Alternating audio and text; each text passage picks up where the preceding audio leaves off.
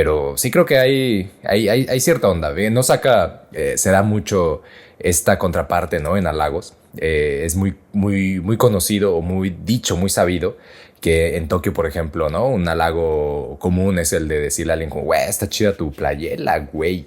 Está vergas, güey. Y que sabe que esa banda te diga, gracias, pues es que la compré en Aveno Harkas, ¿no? O sea, bueno, no, además, como sería en Tokio, la compró, no sé, güey. La compré en el Sky Tower, güey. No, por decir cualquier mamada, yo qué sé.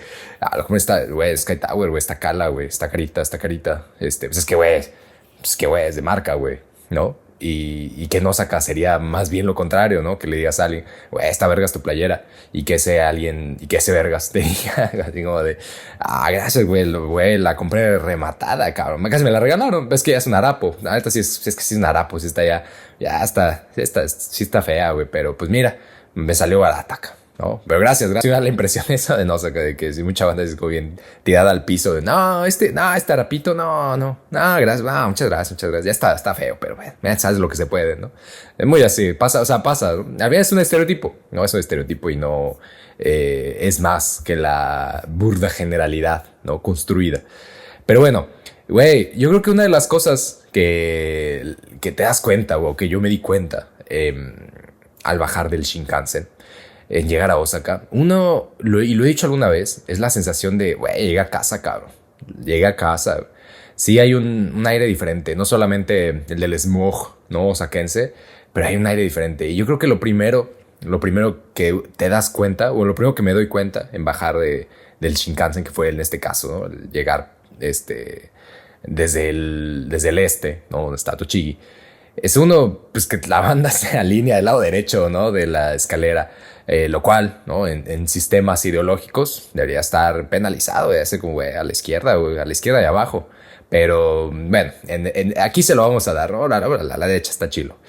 Pero, o sea, de entrada de eso, ¿no? O sea, de entrada de eso ya te hace, dices, güey, ya estoy en casa, ¿no? O sea, te agarras así el barandal y con que das un respiro así lleno de smog y dices, ya llegué, cabrón, ya llegué. Y se siente, o sea, sí siento que, no sé si la banda que vive en Tokio y que viene a Osaka o que viaja, ¿no? A esta zona, por ejemplo, de Kansai, siente lo mismo cuando regresa a Kioto, que diga a Tokio, ¿no? Y ve a todas las personas alineadas a la izquierda en la escalera, ¿no? Así en silencio, así pues, nadie hable, nadie respire muy alto, nadie haga un escándalo con su respiradera y diga, ay, qué sabroso, ya llegué a la capital tercera, güey, ya sé qué bien se siente toda esta marabunta de gente, qué bien se siente estar aquí encerrado en este asfalto, ¿no? En este cápsula de cemento, qué rico. Puede ser. Díganme ahí en sus comentarios si así se siente. Pero yo creo que lo primero es eso, ¿no? El decir, o sea, ya llegué, ¿no? Y pum, a la derecha. Y la otra es el escuchar el acento, que probablemente es la cosa más distintiva, ¿no? O sea, el saber que estás en Osaka al escuchar a la banda que habla, o sea, en el tren, en la calle, ¿no? En las amistades, en los negocios, en general, el que te vende tal, el que te vende aquello, ¿no? O sea, incluso la televisión, ¿no? O sea, con que la radio, o sea, estás escuchando y dices, güey, estoy en Osaka, ¿no? Ahí hay algo. Y me parece, cuando menos, interesante y distintivo. O sea, está muy chilo. Que te des cuenta así. O sea, bueno, que al menos me pasa a mí, que es como de, ya llegué, güey, ya regresé. Se regresó a Osaka. Y la comida, claro. A eso vamos en un rato. Osaka en general está en dos zonas conocidas como Kansai y Kinki, tal vez las haya escuchado. La diferencia es mínima, ¿no? Es mínima, pero simbólica. Que es que Kansai es un poco más cultural. Básicamente Kansai se refiere ¿no? al oeste y no incluye la prefectura de Mie, ¿no? Es algo muchísimo más, sí, cultural, ¿no? En todos sentidos. No, digamos que es una suerte de metrópoli muy compacta que comparte muchos vínculos, ¿no? De entrada uno puede llegar a Nara y te vas a encontrar también a banda alineada a la derecha, la cosa es que no hay Shinkansen, entonces o sea, para hacer ese trayecto, o sea, para darte cuenta, ¿no? Así de 2 horas, güey, hace 2 horas yo estaba parado aquí entre toda la perrada y ahorita ya estoy parado aquí a la derecha, ¿no? Con mucha amplitud en estas calles, ¿no? O sea, quizá por eso no. Pero hay una compartición, ¿no? Hay cultural en la zona Kansai. Y también está en Kinki, que es muy común encontrarse esos dos términos, Kansai y Kinki. Pero Kinki es algo muchísimo más geográfico porque son las ciudades que están alrededor de las capitales antiguas, Kioto y Nara. Y en ese sentido, Mie sí entra en Kinki, ¿no? Entonces, Osaka, digamos que es lo más representativo de Kansai y lo más representativo de Kinki, ¿no? En general, Osaka, como prefectura, se divide de forma muy general en dos, ¿no? En Kawachi y en Senba, que Kawachi lo mencionaba hace ratito, son los márgenes, sobre todo los márgenes a la derecha, ¿no? O sea, todo eso, toda la zona que está a la derecha, que sería hoy como el Higashi Osaka. Y Senba, que es el centro, ¿no? O sea, donde está Namba, ¿no? Donde está Osaka Central, donde está Tennoji. O sea, toda esa zona, que no significa que sea zona necesariamente acaudalada o rica o así, pero en perspectiva histórica y social, en perspectiva de clase, digamos que esa era la zona de comerciantes, ¿no? Y en Osaka la banda comerciante pues tenía su billete, tenía su estatus, mientras que en los márgenes, como suele pasar en muchos territorios, no solamente en antaño, ¿no? A la actualidad sigue sucediendo, los márgenes pues están poblados por la banda que en esas clases no tenía cabida, ¿no? En esa distinción social no tenía cabida y la mayoría de sus actividades resultaban marginales, ¿no? En un amplio espectro. Entonces, hasta la fecha sigue siendo así. O sea, hasta la fecha, en realidad, ¿no? Como que ¿dónde vive? O sea, ¿dónde vive la banda más gangsteril? Nah, pues es, güey, en Kawachi, güey. No, donde está lo chilo, donde está el Kanko, ¿no? Donde está la zona turística, ¿no? Donde están las grandes tiendas, ¿no? Donde están las zonas departamentales, o sea, ¿dónde está acá, güey, el Villeye, güey, en Senba, ¿no? O sea, sigue siendo así. Y eso siempre me recuerda, que lo trato de mencionar cotidianamente entre la banda que viene con nosotros. Siempre es como, no, es que el transporte público, no, es impresionante. Pues, sí, o sea, está chilo, güey, la neta, el tren está muy chilo y demás. Sin embargo, algo que acontece mucho es que pues, el tren aquí es privado, o sea, no es transporte en realidad público, ¿no? En ese sentido de público, sino que sí es de uso pues, para toda la banda, pero son empresas privadas quien lo gestionan, o sea, quienes son dueñas de tanto de las vías como de los carros y demás, ¿no? Y te cobran por distancia. Entonces, si tú vives en cualquier zona de esas, ¿no? Que vendría siendo Kawachi, o sea, en cualquier zona marginal y te desplazas al centro porque ahí es donde está tu chamba, pues sale bien caro, muy caro, muy caro. Por ejemplo, si yo viniera a Osaka, en tren, ¿no? Desde las 7 veces mítica Higashi Yoshino, Yoshino Oriental, al menos, además de que no hay estación de tren, tienes que pagar el camión, en un viaje de menos de una hora, 50 minutos más o menos, te revientas más de 1,000 yenes, güey, ¿no? Eso en la ida, hay que volver. Eso imagínate todos los días, y que hay banda que lo hace, o sea, hay banda que se desplaza así, banda que estudia en Osaka, ¿no? Es decir, hay gente que todos los días hace ese traslado y pues te cobra, ¿no? O sea, no es así como, o sea, así que es, güey, qué amable es el transporte público con los márgenes, pues no. Pero digamos que en forma general así se divide, ¿no? Osaka, Kawachi y Senba. En estas dos, ¿no? En estas dos separaciones, de Kawachi y Senba, algo que hace muy distintivo a Osaka y que le da precisamente ese sobresalto de todo el archipiélago es el lenguaje, el Osaka Ben, ¿no? El acento osakense o el dialecto osakense. Y es que pasa que en el periodo Meiji, ¿no? En ese momento entre 1868 y 1912, en los primeros 30 años del periodo Meiji, hay un esfuerzo por homogeneizar la lengua. Hay un esfuerzo, pues cabrón, güey, la neta sí está muy cabrón ese esfuerzo.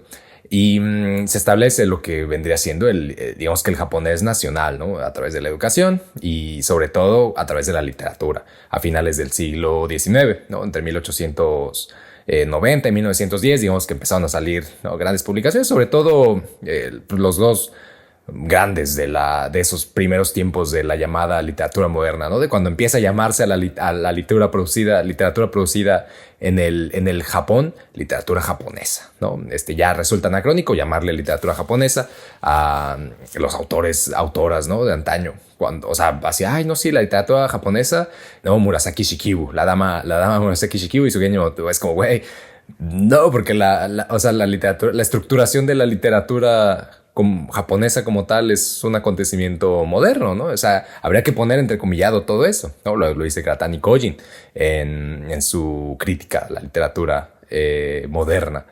Entonces, digamos que la discusión es esa, pero digamos que esto, ¿no? El surgimiento de estas dos formas, de las diferentes formas literarias a finales del siglo XIX, principios del XX, principalmente con Natsume Soseki y con Mori Ogai, es lo que va conformando, ¿no? Esta identidad de un lenguaje nacional, una forma de hablar, una forma de escribir y sobre todo eso, ¿no? La oficialización, ¿no? de una lengua nacional.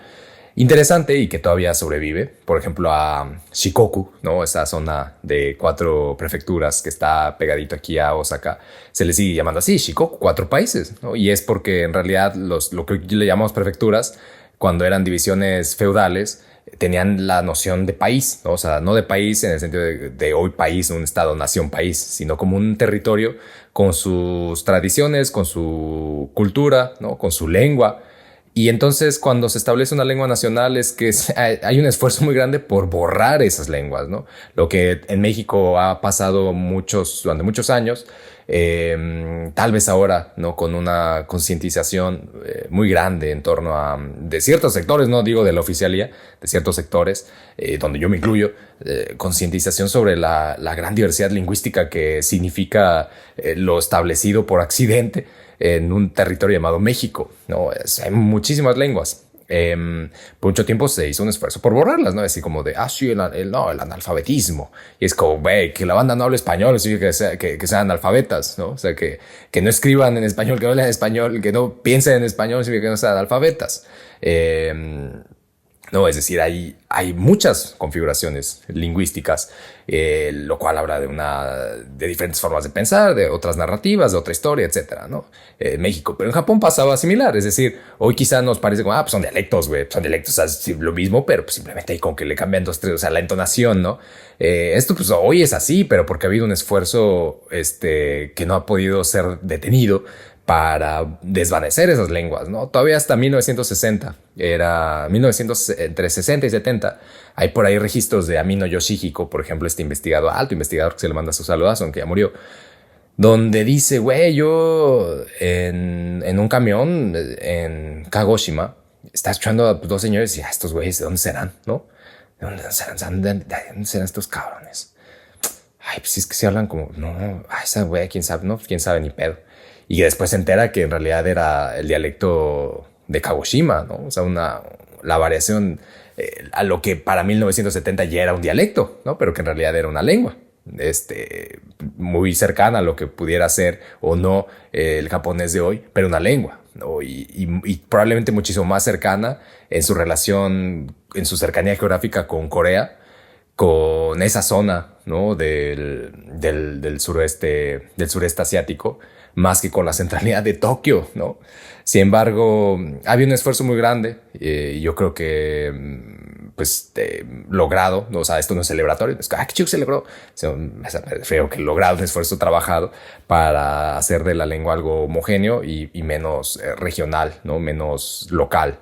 Sin embargo, el acento osakense o el dialecto osakense o la lengua osakense ha tenido distinción, probablemente por encima del resto. Y hay algo ahí muy interesante porque tiene que ver precisamente con la creación literaria.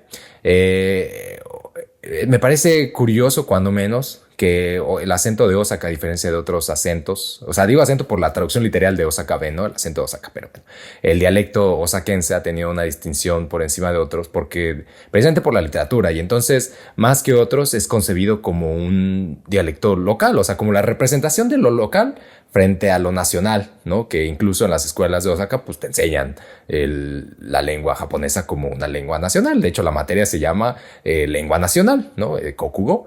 Y aún así sigue conservando un rasgo local que no es regional, ¿no? Porque regional pareciera o provincial, ¿no? Tendría otra connotación, pero local hace una referencia más bien geográfica, ¿no? En todo sentido cultural, no solamente en la topografía, sino en el entorno, en el sentido tanto espectral, ¿no? Como físico, lo local. Y esto se contrapone a lo nacional, ¿no? Y lo mencionaba ahorita, por ejemplo, a Osaka se le ha llamado muchas veces como la Mizu no Miyako, ¿no? La capital del agua, la Kemuri no Miyako, ¿no? La capital del humo en el apogeo industrial, que a principios del siglo XX estaba más poblada que Tokio, güey. ¿Qué pedo? Pues en 1925, si no recuerdo mal, después del temblor de Kanto, Osaka se volvió la ciudad más poblada. Después ya la banda dijo, ya no creo que tiemble otra vez, ¿no? Y regresó a Tokio, pero hubo un auge muy perro. En ese momento también Osaka se agrandó, ¿no? O sea, se agrandó no así de, güey, estamos chidos, güey, sino que movió así como que no muy discretamente sus... No, digo, ay, con qué saber esas ciudades me gustan, ¿no? A ver, ese pueblecito, a ver, también, pónmelo aquí en mi territorio, que vengan más impuestos, que vengan más predios. Y creció mucho, ¿no? Entonces, siempre se le ha dominado algo así, o sea, como la Miyako algo, ¿no? La capital de algo. Sin embargo, no es Miyako, no es la capital, porque de esas solo hay dos, ¿no? O sea, la simbólica Kioto, la antigua capital imperial, y Tokio, ¿no? Y pues, por ahí alguien puede decir, nada, ¿no? Pues estaba Nara. Pero Osaka no es, o sea, es como puede ser la Miyako no algo, la algo no Miyako, pero jamás es solo Miyako, ¿no? Y eso, sea lo que sea, ahí está inscrito, ¿no? En esos apodos. Entonces, en ese aspecto, digamos que Osaka es lo contrapuesto, ¿no? Desde eso, o sea, desde el ponerse en el lado derecho, ¿no? Y en el lado izquierdo, que eso de ponerse al lado derecho proviene de cuando fue la Expo Osaka en 1970. Se intentó hacer la estructura local lo más cómoda posible a la banda que venía de fuera. Y entonces alguien dijo, ¿no? O sea, güey, pues una de las cosas que tenemos que implementar probablemente es que las cosas se hagan del lado derecho, pues porque la banda se va a sacar de pedo, ¿no? Y así se hizo y así se quedó, ¿no?